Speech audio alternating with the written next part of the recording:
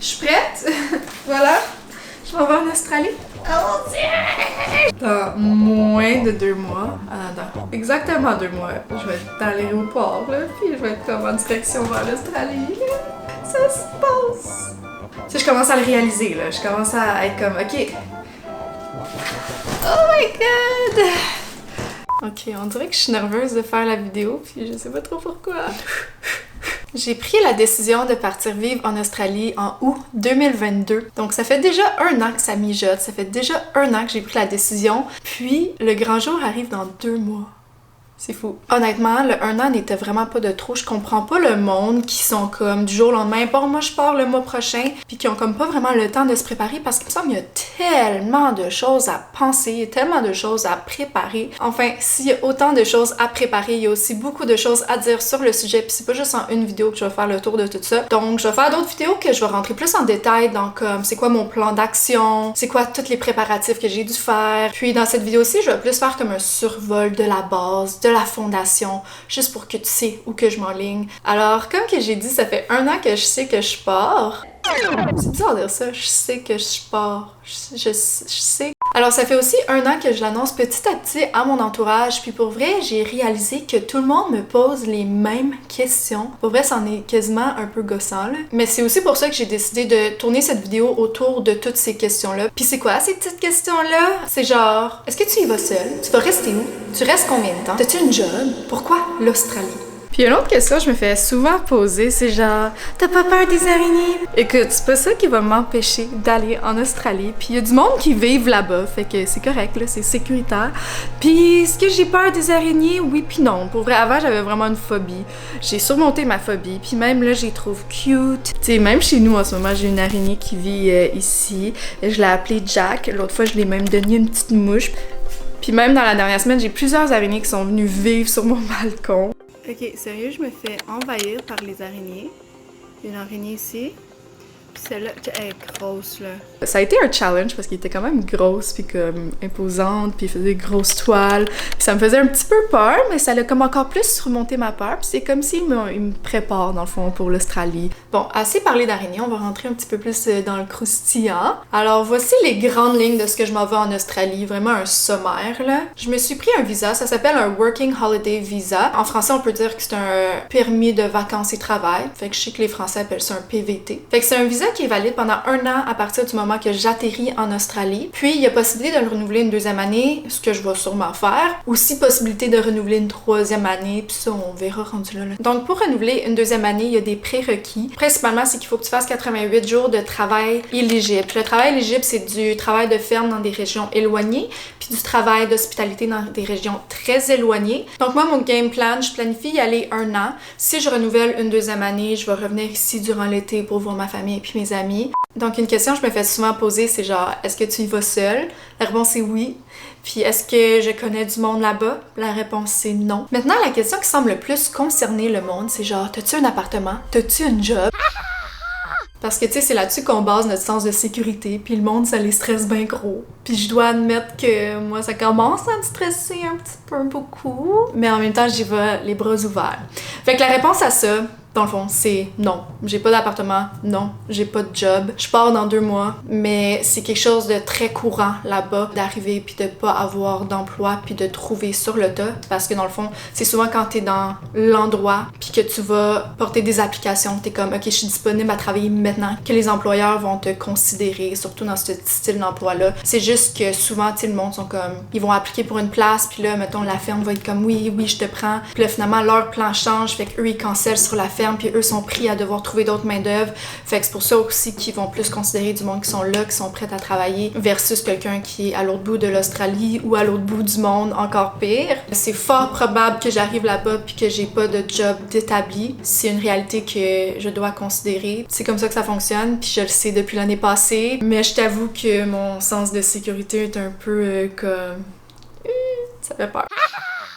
Puis, tu sais, côté est-ce que j'ai un appartement? Ben, premièrement, c'est dur de trouver une place où habiter quand tu sais pas où tu vas travailler. Mais aussi, tu sais, je tiens à dire que je me prendrais pas d'appartement. Ça, en fait, mon but d'aller vivre en Australie, c'est pas de vivre le même mode de vie que je vis ici. Tu sais, ici, j'ai mon appartement tout seul, je travaille au Vieux-Port. C'est pas ça que je m'en vais chercher en Australie. Je m'en vais chercher vraiment un mode de vie complètement différent. Je vais principalement vivre dans des accommodations que mes emplois offrent. Fait que, tu sais, mon but, c'est aussi de réduire beaucoup mon coût de la vie. C'est sûr que mes, comme, 2 premières semaines, pour sûr, vont être planifiées avant que je parte. C'est quand même un facteur essentiel de savoir qu'est-ce que tu vas faire direct en arrivant, d'avoir un lieu où habiter. Tu sais, il y a bien des affaires qu'on peut pas planifier d'avance. Puis ce voyage, c'est vraiment la représentation de ça. Peu importe l'image que je me peins de ça va être quoi cette aventure, c'est sûr que ça va être différent. Il y a beaucoup comme de lâcher prise. Puis dernièrement, c'est un petit peu plus dur pour moi de lâcher prise parce qu'il y a comme une petite panique interne qui embarque, là, ce qui est normal.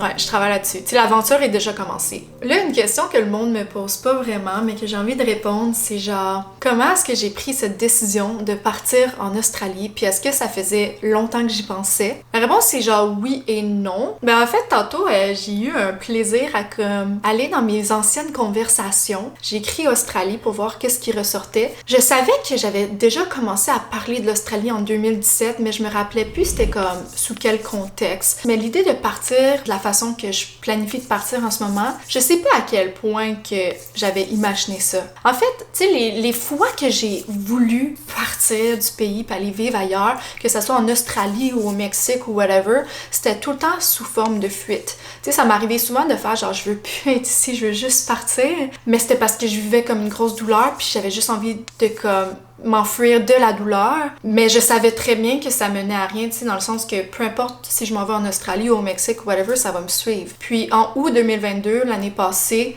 c'était la première fois que j'envisageais partir du pays de cette façon-là, puis que c'était pas une fuite, c'était un appel. Tu sais, c'est comme un peu la différence entre quelqu'un qui s'entraîne parce qu'il se trouve laid, parce qu'il est pas bien dans sa peau, puis il est comme, je veux juste que le monde m'aime, versus quelqu'un qui est comme, hey, tu sais quoi, je veux prendre soin de mon corps, il en fait tellement pour moi, puis je veux y redonner, puis je mérite ça. Tu vois la différence, l'action est la même, mais à cause que le motif est différent, le résultat est aussi différent. Puis au final, comme la personne qui le fait pour être aimé, il sera pas plus heureux. Ça sera pas vraiment la solution parce qu'il doit apprendre à s'aimer de l'intérieur. Puis tu sais, c'est pas le gym qui va y apporter ça.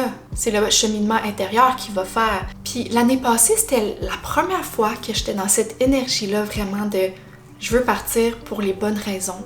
Puis c'est comme mon cœur m'appelle là-bas. Puis je sais pas exactement pourquoi, mais je sais que je dois le faire. Puis parce que j'étais tellement sûre de ma décision, puis parce que ça venait de la bonne place, il n'y a pas une fois dans l'année que j'ai douté de mon choix. Tu sais, puis souvent le monde sont comme « Ah, t'es donc bien courageuse ». Je suis comme « Oui, il y a un certain courage. Ça prend du guts de faire « Ok, je fais ça ». Mais pour vrai, ce qui serait plus difficile pour moi, ça serait de pas le faire. Puis c'est pour ça que je suis capable de trouver le courage de faire. Si ça serait pour fuir, encore une fois, j'aurais sûrement choqué 1 million de fois déjà. En tout cas, quand l'idée m'est venue l'année passée, je me suis posé la question, ok, c'est quand? Puis j'ai comme évalué ma situation du moment, mes finances du moment. Puis là, j'étais comme, tu sais, ce qui serait le plus logique, puis ce qui ferait le plus de sens, c'est de partir l'année prochaine, après l'été. Maximum novembre. Puis en plus, j'ai fêté mes 30 ans au mois d'août. Fait que c'est comme la meilleure façon que je pourrais commencer ma trentaine. Je rentre dans une nouvelle décennie, puis en même temps, je commence une nouvelle vie, littéralement. Comme, tu sais, je suis même pas encore partie.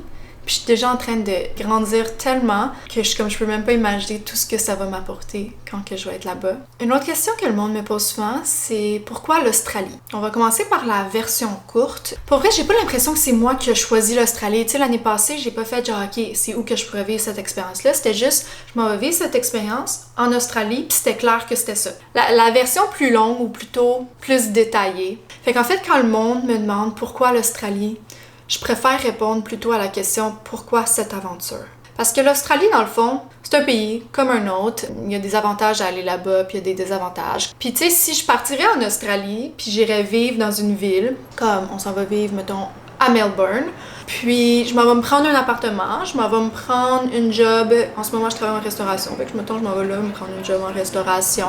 Je fais juste comme, dans le fond, vivre la même vie que je vis ici, mais là-bas. mon expérience va être un petit peu différente, mais ça va être très similaire. Comme, c'est pas ça que je m'en vais chercher. Je m'en vais pas là-bas pour vivre la même chose. Fait que c'est pas tant l'Australie. Tu sais, je pourrais faire ce que je suis en train de faire au BC, je pourrais le faire au Mexique, je pourrais le faire où que je veux. J'ai choisi l'Australie parce que ça m'appelle. J'ai choisi l'Australie parce que j'aime le fait que ça soit complètement contraire d'ici, dans le sens où c'est l'été quand c'est l'hiver, c'est jour quand c'est le soir, on conduit de l'autre côté de la route. Aussi le fait que ça soit à l'autre bout du monde, puis que je suis vraiment isolée sur une île, c'est un continent, là, mais comme je suis vraiment isolée, comme, tu sais, je suis au BC, mettons, je suis proche, là. Versus, je suis en Australie, je suis à genre un 24 heures d'avion de vol. Non, je regarde pas derrière. Une fois que je suis là-bas, on dirait que c'est plus propice au changement. En tout cas, c'est comme ça que je le vois. Donc, la raison pourquoi j'ai choisi de vivre cette aventure, je t'avoue que quand j'ai pris la décision, je savais pas exactement ce que j'allais chercher, mais au fil de l'année, c'est devenu de plus en plus clair. Puis je sais que c'est des choses qui vivent en moi depuis très très longtemps. Pour ceux qui ont écouté ma dernière vidéo, vous avez certainement vu cette séquence-ci. Que c'est pas comme ça que je veux vivre ma vie. Mais des fois, je sais pas exactement c'est comment. Je me sens comme prise. Cette séquence-là, c'est une bonne représentation de pourquoi je pars. En fait, dans cette période-là, c'était en début juillet que j'ai filmé ça. Dans le fond, je vivais une grande insatisfaction avec la façon que je menais ma vie, avec la société, avec comment je me sentais prise dans une vie que j'ai pas nécessairement choisie. Encore une fois, je suis ici par défaut. J'ai grandi ici, tu sais, j'ai ma famille ici, j'ai mes amis. Même si je suis pas réellement satisfaite puis je me sens pas épanouie ici, c'est quand même ma zone de confort. J'ai grandi là-dedans puis je suis tellement habituée à ça que d'un autre sens, c'est comme si je le recherche. C'est ça, une sécurité en fait. Mais ça fait longtemps que je suis appelée à vivre quelque chose d'autre, à explorer d'autres modes de vie. Depuis la pandémie, je pense beaucoup à comme vivre off-grid, vivre dans des éco-villages, aller vivre en campagne, avoir une terre, puis être plus autosuffisant. T'sais, j'ai envie de manger plus organique, j'ai envie de comme vivre une vie différente de la façon que j'ai été apprise, puis de la façon que la société s'attend à ce que je vive. Je sens un manque de genre communauté, d'être tannée de tout faire tout seul. Je sens pas qu'on est fait pour tout faire tout seul comme qu'on le fait. Mais honnêtement, de m'imaginer juste aller choisir une place au Québec, être plus comme en campagne, comment je me sens, c'est que je me sens isolée. Je sens pas que c'est ça la réponse. Je sais pas exactement ce que je veux puis de la façon que je le veux, puis c'est pour ça aussi que j'ai envie d'aller en Australie pour aller expérimenter. Il va y avoir des grands changements dans ma vie bientôt. J'ai vraiment hâte. Puis je travaille vraiment fort pour pouvoir rendre ça une réalité. C'est une très belle nouvelle. Il y a beaucoup de choses que j'ai cru penser que je voulais, tu sais, mettons, vivre dans un éco-village, mais je l'ai jamais faite. Je sais même pas si j'aime ça, puis si oui, j'aime ça, c'est quel type d'éco-village que je veux vivre dedans. Je sais pas c'est où que je voudrais m'installer, puis c'est quoi que je voudrais faire pour le reste de ma vie. En ce moment, j'ai juste envie d'explorer plein de modes de vie, puis je sens vraiment qu'au travers de ça, ça va comme faire plus de sens où que mon cœur veut réellement être, mais je sais que c'est pas ici qu'il veut être. Puis c'est ça que j'ai vécu en juillet. Tout ça a ressorti, mais comme à 100 000 à l'heure. C'était continuel à chaque jour. J'étais tellement insatisfaite parce que je sentais que j'étais forcée à aller travailler parce que il faut que je paye mes bills. Puis si je travaille pas, je peux pas mettre de l'argent de côté pour Australie ou payer ma carte de crédit. J'étais forcée à travailler pour soutenir ce mode de vie. Puis c'est en plus un mode de vie que j'ai pas envie d'être dedans. Puis là, ce qui est arrivé, c'est que la seule sortie, c'était le fait que dans 3 mois, j'étais en Australie. Fait que là, à chaque fois que je ressentais un malaise, j'étais comme « Ah, c'est correct, ça va être fini bientôt, ça va être l'Australie. » Puis là, ce qui est arrivé, c'est que j'ai mis l'Australie sur un piédestal. Puis ça, c'était problématique, parce que là, j'étais de retour dans la fuite. Je m'en vais fuir comment je me sens en ce moment, puis j'utilise l'Australie pour cette fuite. Puis ça faisait que je voyais l'Australie beaucoup plus grand que ce que c'était, puis je voyais mon moment présent beaucoup plus petit, puis insignifiant, puis j'y donnais pas assez d'attention. Parce que en fait, c'est comme si je voyais l'Australie que quand je vais être en Australie, comment je vais me sentir en ce moment, ça sera plus là. L'Australie, c'est pas la solution, c'est pas la perfection, puis le point final. Tu sais, en Australie, ça va être difficile. C'est pas genre, ok, tous mes problèmes vont s'envoler quand j'arrive en Australie. Puis là, j'ai commencé à voir l'Australie pour ce que c'était, une aventure qui m'appelle énormément, mais une aventure qui est remplie de challenges, qui sera pas nécessairement facile. Si je me sens comme je me sens en ce moment, en juillet, puis que je m'en vais en Australie en me sentant comme ça, je vais juste apporter ça avec moi. Puis premièrement, ça pourrait être vraiment facile de juste retomber dans les mêmes patterns puis de vivre le même mode de vie là-bas qu'ici. Deuxièmement, c'est pas ça qui va vraiment me permettre de libérer ce que j'ai à l'intérieur parce qu'en fait, le changement commence à l'intérieur avant qu'il se fait voir à l'extérieur. Peu importe ce que l'extérieur va t'apporter, tu peux pas l'accueillir puis le recevoir si t'es pas là à l'intérieur de toi. C'est là que tu vas commencer à prendre les opportunités à l'extérieur de toi qui reflètent ce que tu vis à l'intérieur de toi ou comment tu te sens à l'intérieur. Puis quand j'ai eu cette prise de conscience-là, c'est vraiment là que j'ai commencé à libérer. Puis je suis contente de l'avoir vécu avant de partir en Australie. Puis même à un point, ok, là c'est juste pour les intimes là, qui le dit ça, mais j'étais constipée. Genre physiquement, là, j'étais constipée. J'allais plus aux toilettes, là, j'étais plus capable parce que c'était bloqué à l'intérieur de moi, là. Fait que, tu sais, pour revenir à pourquoi que je m'en vais vivre cette aventure, c'est parce que quand je regarde dans le futur, c'est pas cette vie-ci que je vois. Puis il y aurait eu 1 million de façons que j'aurais pu faire ça. Fait que, tu sais, c'est pas parce que moi je dis ça, puis mettons, toi, tu te sens de cette façon-là que t'es comme, ok, il faut que je fasse ça moi aussi. Il y a 1 million de façons de se découvrir, mais comme moi, je suis appelée à faire cette expérience-là. J'ai vraiment envie d'aller comme vraiment une grosse aventure intérieure et extérieure. Donc là, je pourrais continuer à en parler pendant des heures pour il y a tellement de choses que j'ai envie de partager, mais là, j'ai vraiment comme effleuré l'essentiel. Maintenant, le plan pour la prochaine vidéo, c'est de partager mon plan. Genre, c'est quoi que je m'en vais faire pour ouvrir là-bas? C'est quoi mes options de travail? C'est quoi mon itinéraire? Tu sais, je m'en vais où? C'est quoi que ça demande? Comme, est-ce que j'ai besoin de m'acheter un auto? Ici, c'est quoi je fais avec mon appartement? C'est quoi je fais avec mes chats? Tu sais, plus le côté comme la stratégie. Puis c'est aussi le temps de poser tes questions. Fait que si tu as des questions, écris-les dans les commentaires. Comme ça, je vais pouvoir y répondre dans une prochaine vidéo. C'est sûr que je vais documenter beaucoup de mon aventure en Australie. Tu vas pouvoir vivre ça avec moi, puis te pitcher dans l'inconnu avec moi. Fait que merci d'avoir écouté. Bye!